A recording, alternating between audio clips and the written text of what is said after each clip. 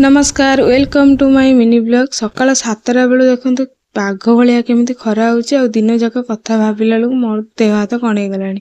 माने एत्ते खरा आ गरम गुली गुली होउची घरे जमा रही होनी। आज सकाळ टिके बेणुसु काम सरी जाइतिला बसी के हाथ रे टिके मेहंदी लगे देतिली सांग माने कमेंट रे कहबे मो मेहंदी डिजाइन केमिति हिच तापरे बाड़ी पटु जाई कि सुनसुनिया साग तोड़ी आनतिली ता सहित बुइताल डंका किछि नै आस्तिली आ एठी सब कटाकटी कर दे कि पखाळ पई साग को भाजी देतिली एठी बुइताल डंका को प्रथमे सिझे देतिली ता सहित साग को पके देतिली हे गेला परे बाहर कर देकी सोरिष तेल रे सुखिला लंका रसुण छेचा पियाज पकेकी भाजी देतिली आ रेडी हे गेला हमर साग भजा ता सहित पखाळ टी खाई देतिली। तापरे एठी बापांग पई आलू बैंगन तरकारी बनै देतिली तापरे आज अंडा तरकारी भी बनैयार थिला सेति पे अंडा को सिझी देतिली ता सहित आलू को सिझी देतिली एठी अंडा आलू को भाजी के बाहर कर देली मसला को भलो भाबरे कसी दे साइला परे अंडा आ भजा आलू को देकी मसला सहित आउ किछ समय कसिकी झोल मुताबिक पानी देकी किछ समय फुटे देली तापरे देखंतु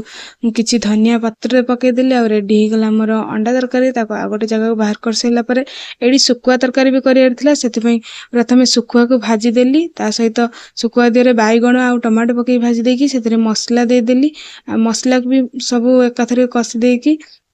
लास्ट रे पानी आ टिके तेंतुली रस देकी किछ समय फुटेला परे रेडी हे गेला हमर सुखुआ बाईगण रे चरचड़ी जेहेतु रुसे सरी गेला।